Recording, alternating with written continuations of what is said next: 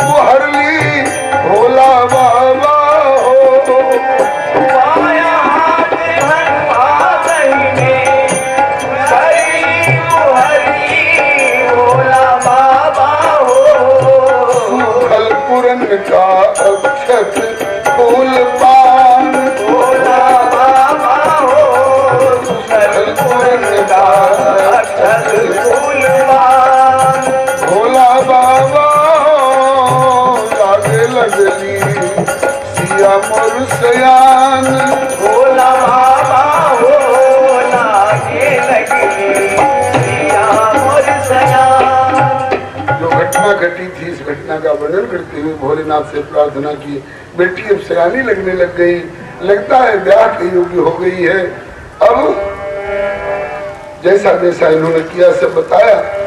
चौका लगा के चौका लगाए, धनुआ सीधा पधरवली, तो तिरछा था उसको सीधा रख दिया।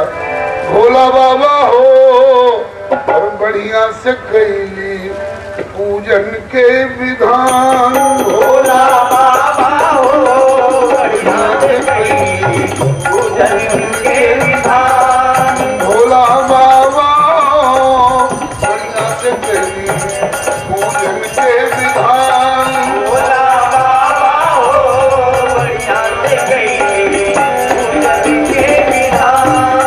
और हरदानी हो लागे लगी सिया मोर सयान। भोलानी हो लागे लगी सिया मोर सयान। सुन ली जब बतिया, जब मैंने ये बात सुनी कि बेटी जानकी ने धनुष उठाया, सुन ली जब बतिया तब मुरचकित भैली मतिया। भोला बाबा हो जब बतिया सब मोर चकित भई मतिया। भोला बाबा हो भैली हम तो बहुत हैरान। भोला बाबा हो बहुत हैरान। आश्चर्य हुआ। बड़े बड़े उद्भट वीर जिसे हिला नहीं सकते हैं, और उसे इस बेटी ने 5 वर्ष की अवस्था में एक हाथ से अनायास खेल खेल में कैसे उठाई बेटी? बोले ऐसे उठाई पिताजी। अब सिया के विवाह खातिर लगली फिक्रिया। भोला बाबा हो सिया के बियाहे खातिर लगली फिक्रिया। भोला बाबा हो रौरे चरण में धैली ध्यान। भोला बाबा हो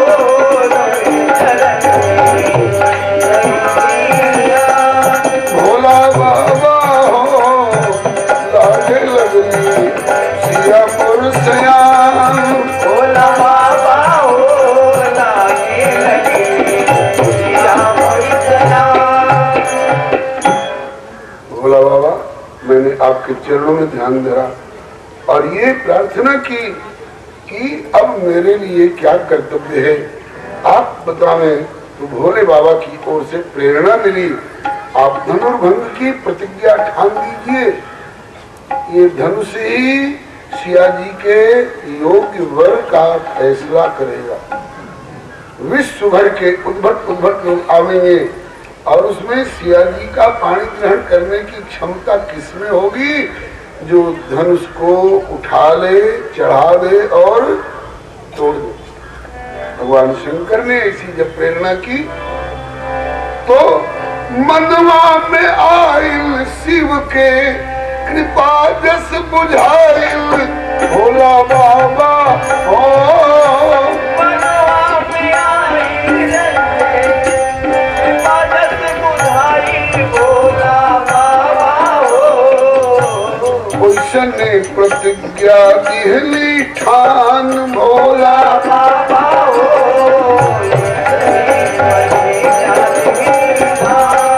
और हरदानी हो लागे लगली सिया मोर सया।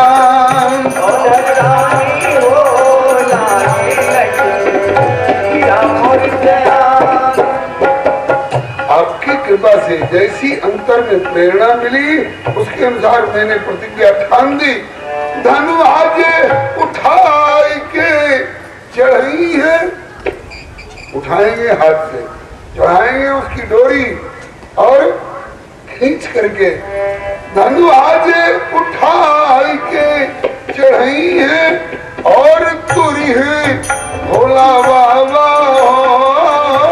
धनु आज उठाई के चढ़ाई है और तुरी है भोला बाबा हो। उनके हाथ कर कन्यादान भोला बाबा हो।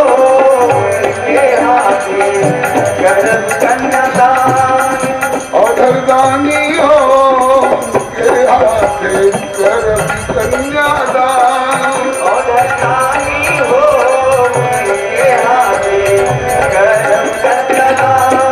भोला बाबा लागे लगली सिया मुर्सियान भोला बाबा हो लागे लगी सिया मुर्सियान। प्रतिज्ञा ठन गई। श्री हरे नमः। या प्रतिज्ञा ठन गई कि जो शिव धनुष उठाए चढ़ावे खेच सभा में तोड़े विश्व विजय जयमाल पाए सोसिय संग नाता जोड़े। इस प्रतिज्ञा को सुन करके द्वीप द्वीप और लोक लोक के उद्भट वीर पधारे। दीप दीप हर लोक लोक के उद्भट वीर पधारे। जोर जनाए थके बेचारे फिरे लाज के मारे। जोर जनाए थके बेचारे फिरे लाज के मारे। रावण और बाणासुर जो कैलाश सुमेर उठाए। रावण और बाणासुर जो कैलाश सुमेर उठाए। देव जानी अटूट अधिक धन निज निज गेह सिधाए। देव जानी अटूट अधिक धन निज निज गेह सिधाए। सोई पुरारी को दंड कठोर उठाए चढ़ाए जो तोड़े। सोई पुरारी को दंड कठोर उठाए चढ़ा जो तोड़े। त्रिभुवन जय जय माल पाए सो सिय संग नाता जोड़े। जय जय माल पाए सो सिय संग नाता जोड़े। ये प्रतिज्ञा जनक जी ने ठान रखी है। इस प्रतिज्ञा को सुन सुन करके बहुत लोग कहते हैं कि दशरथ जी का न्योता क्यों नहीं गया। तो न्योता लिखित रूप में कहीं नहीं गया है। गोस्वामी जी के शब्दों पर ध्यान दीजिए। जनक जी कह रहे हैं द्वीप द्वीप के भूपति नाना आए सुन करके आए। जनक जी ने ऐसी प्रतिज्ञा ठान रखी है जो कोई अपने को वीर समझता हो आकर धनुष पर अपनी ताकत आजमावे और जो धनुष चढ़ावे सो जानकी को पावे। लिखित निमंत्रण कहीं नहीं। और एक बात और, दशरथ जी के न्योता क्यों जाता। दशरथ जी की 700 रानियां पहले से बैठी, तो उसमें 700 रानियों में से एक और ले आकर के बैठा दी जाए, ये कोई बुद्धिमानी की बात हो सकती थी। और वाल्मीकि रामायण में वर्णन आया है दशरथ जी की मित्रता है जटायु जी से। जटायु जी ने राम जी को बताया है कि रामभद्र आपके पिता दशरथ मेरे मित्र हैं, मेरी उनकी मित्रता है, और आप कह रहे हैं कि दशरथ दिवंगत हो गए। कितने दिन की बात है, बोले मेरे घर से चलते ही और वो दिवंगत हो गए। श्री जटायु जी ने बताया है कि उस समय दशरथ जी की आयु 60,000 वर्ष की थी। अब तो 60 वर्ष का भी कोई ठिकाना नहीं है। भारत का मॉर्टेलिटी रेट इंश्योरेंस कंपनी वाले लोग निकालते हैं तो 20 से 30 वर्ष के बीच की औसतन आयु निकलती है। औसत आयु 20 से 30 के भीतर की। स्कूल जाने के पहले, एडमिशन होने के पहले आज तो बच्चों की आंख पर चश्मा भी चढ़ जाता है और केसों में सफेदी आ जाती है। खान पान, वायुमंडल सब प्रदूषित हो चुका है। माता पिता की क्षमता और माता पिता का जो संयम है ये समाप्त हो चुका है। इसलिए विद्यालय में जाने से पहले केस भी पक जाते हैं, आंखों पर चश्मा चढ़ जाता है।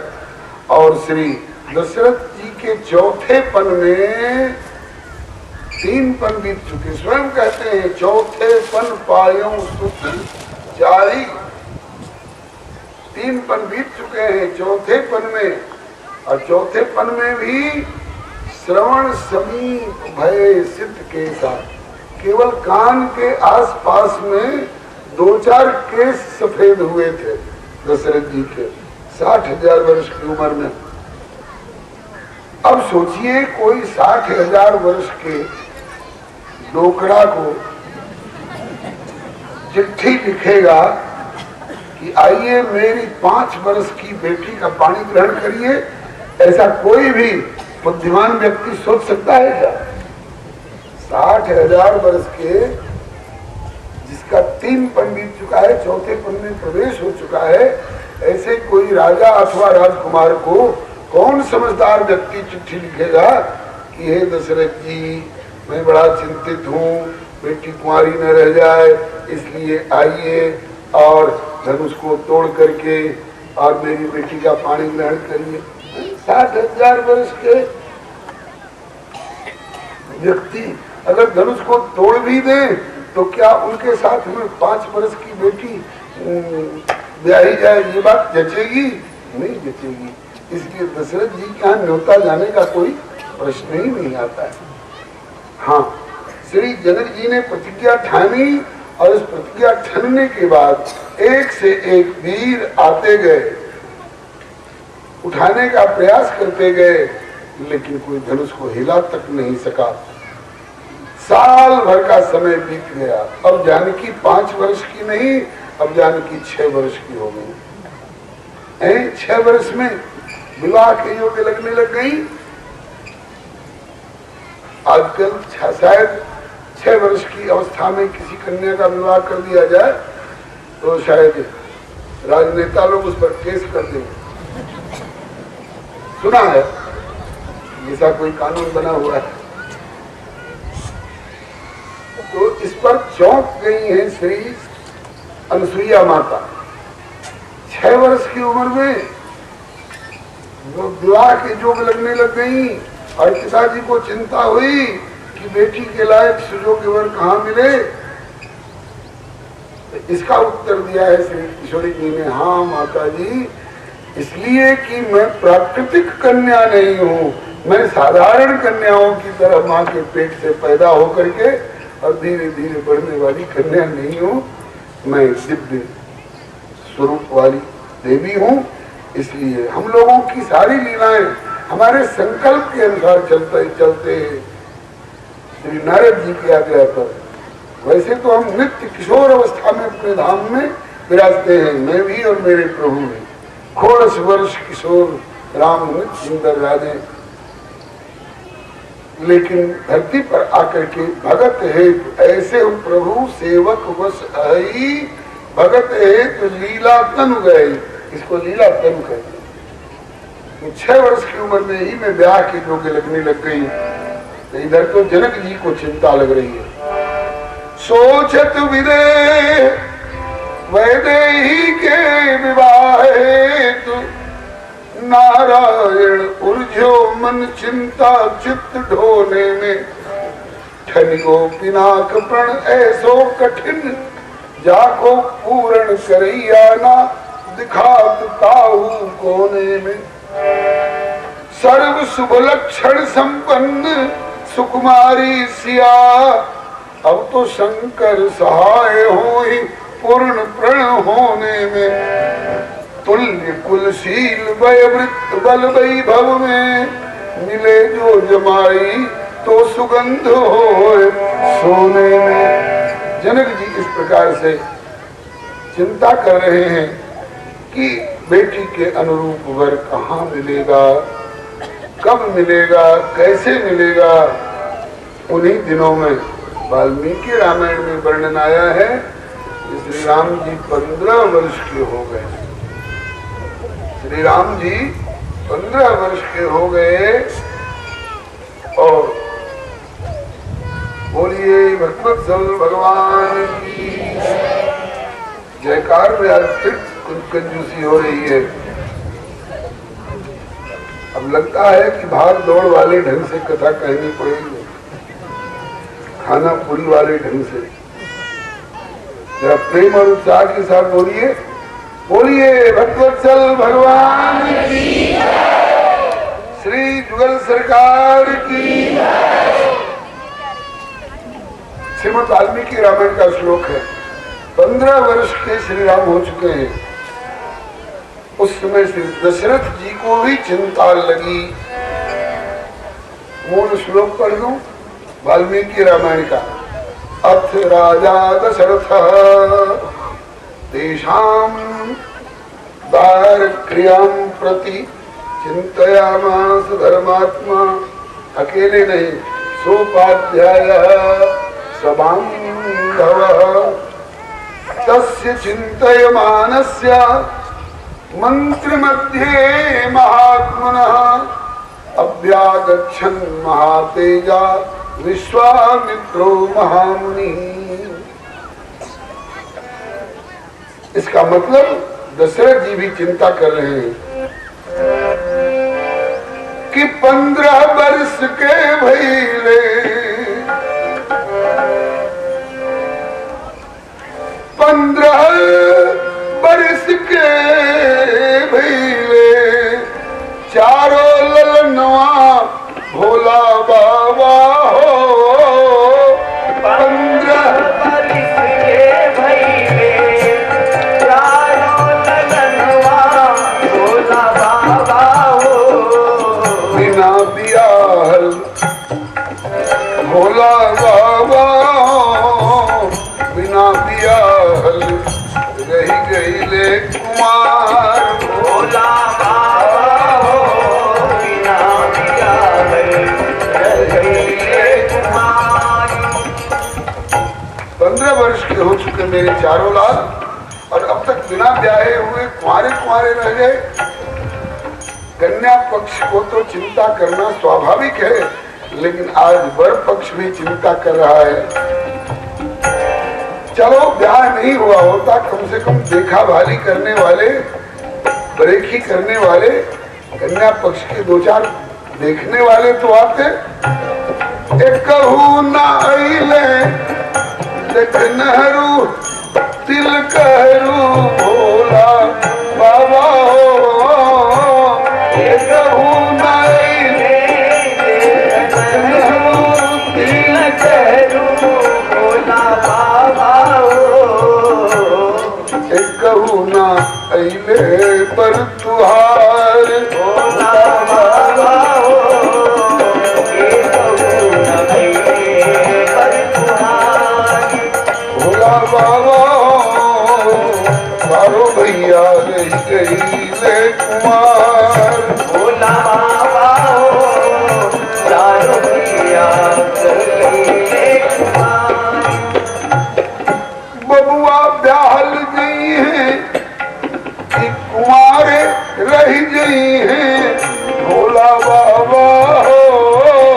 बबुआ ब्याहल गई है कि कुमारी रही गई है भोला बाबा हो। लगली फिक्रिया अपार भोला भोला बाबा हो। लगया अपार। श्री हरे चिंता लग रही है। और अकेले में नहीं, वर्णन आया है 10 चिंता मानस्य मंत्री मध्य, अपना पूरा मंत्रिमंडल बुला रखा है। मंत्री मध्य महात्मा श्री हरे नमः।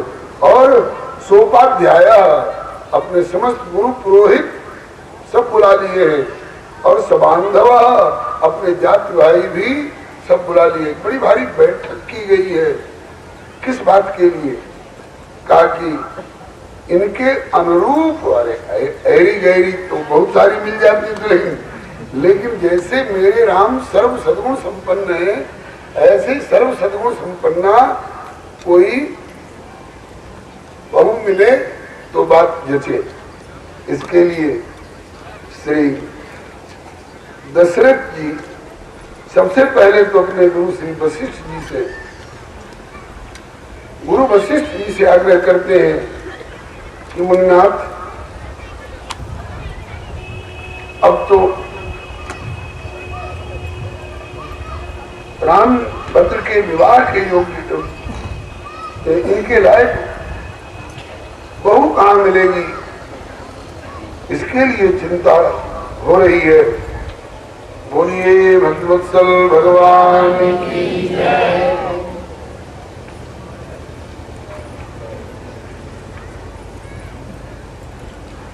श्री राम जय राम जय जय राम, श्री राम जय राम जय जय राम, श्री राम जय राम जय जय राम, श्री राम जय राम जय जय राम, श्री राम जय राम जय जय राम, श्री राम जय राम जय जय राम। पूछा गया, बैठक बुलाई गई तो आज किस लिए बैठक बुलाई गई है? तो श्री दशरथ जी अपनी चिंता व्यक्त कर रहे हैं। 3 पन बीते, चौथे पन में 4 लाल मिले, गुरुदेव रावरी कृपा ते, आपकी कृपा से भयो पूर्ण मन काम जू, परम ललाम कोटि काम अभिराम चारों, तदपि अमित गुण धाम बबुआ राम जू। चिंता अब एक इनके सब विधि अनुरूप बहु, मिले कौन लोक कौन गाम कौन ठाम जू।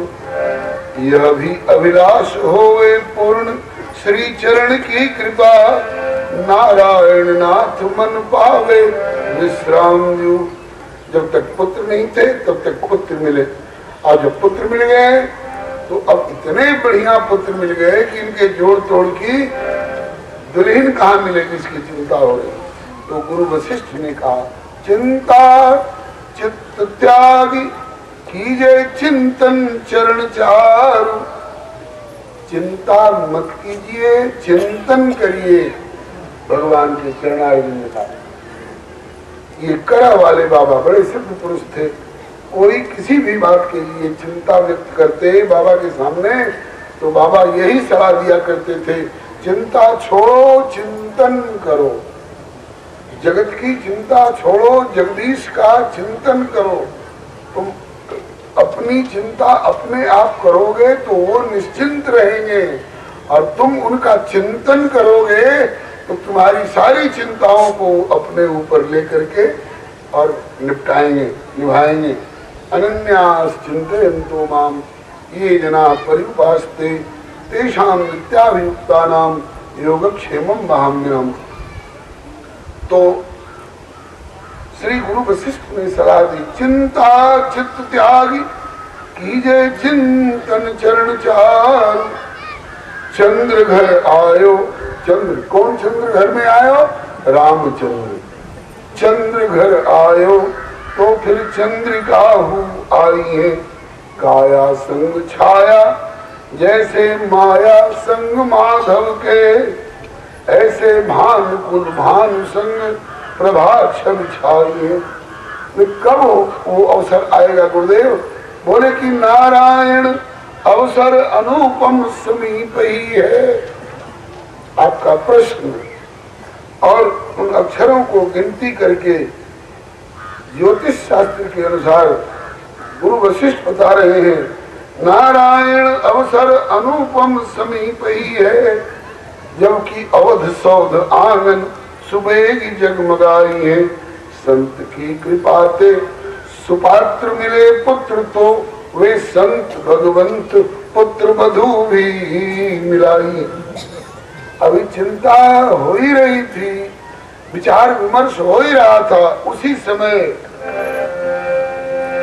अभ्यागच्छन आ गए। कौन? बिचौलिया महोदय। अभ्यागच्छन कब आए? तस्य चिंतयमानस्य।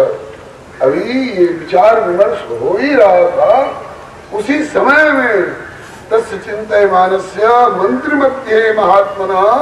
तब तक अभ्यागच्छन महातेजा कौन? विश्वामित्रो महामुनि। महामुनि विश्वामित्र जी आ गए। संयोग की बात की, विश्वामित्र जी को भी चिंता लग रही थी। वर पक्ष चिंतित था, बहू कहाँ मिले, और कन्या पक्ष चिंतित था कि वर कहाँ मिले। दोनों की समस्या हल होती है अगर एक व्यक्ति कोई बीच में मध्यस्थता करने वाला मिल जाए। अब मध्यस्थता कौन करेंगे? अयोध्या भी चिंतित है, मिथिला भी चिंतित है, पूरब चिंतित है, पश्चिम चिंतित है। और केवल पूर्व पश्चिम ही नहीं, 10 दिशाएं रो रही थी। 10 दिशाएं, पूरब पश्चिम उत्तर दक्षिण ईशान नैऋत्य वायव्य आग्नेय आकाश पाताल, 10 दिशाएं रो रही थी। किस लिए रो रही थी? कि रावणो लोक रावण, रावण हम लोगों को रुला रहा है। रावण शब्द का अर्थ ही होता है रुलाने वाला। किसको रुलाने वाला? सारे जगत को, लोक लोकांतर को रुला रहा है। जिसके डर के मारे जाके डर सुर असुर डराई, निशिन नींद दिन अन्न खान। रात में लोग सो नहीं पाते थे रावण के डर के मारे, दिन में भरपेट भोजन नहीं कर पाते थे रावण के डर के मारे। 10 दिशाएं रो रही थी। अब ये 10 दिशाओं की समस्या कैसे हल होगी, इसका सूत्रपात श्री विश्वामित्र बाबा करेंगे। सोचत मुनि कौशिक, सोचत मुनि कौशिक, शुभ यज्ञ कैसे पूर्ण हो। ये सिद्धाश्रम बक्सर में यज्ञ ठान करके और प्रतीक्षा कर रहे हैं कि यज्ञ कैसे पूर्ण हो। अरे जैसे वैदिक विधि से होता है वैसे पूर्ण कर लीजिए ना, कैसे कर ले? राक्षस आ करके और विघ्न डालते, कहते हैं कि हमारे रहते तुम यज्ञ कैसे कर लोगे? भाई हमेशा से जैसे होता आया है वैसे करेंगे। नहीं, अब हम लोगों ने इस देश को धर्म निरपेक्ष घोषित कर दिया। अब यहाँ धर्म नाम सुनना हम लोगों को सही नहीं। गडकरी कह रहे हैं धर्म सुनिए नहीं काना, ते बहुविध त्रासई देश निकासई, जो कर वेद पुराना। अतिभ्रष्ट अचारा भा संसारा, धर्म सुनिए नहीं काना, ते बहुविध त्रासई देश निकासई, जो कर वेद पुराना। हम लोगों के रहते तुम यज्ञ कैसे कर लोगे? क्यों? ये खाद्य सामग्री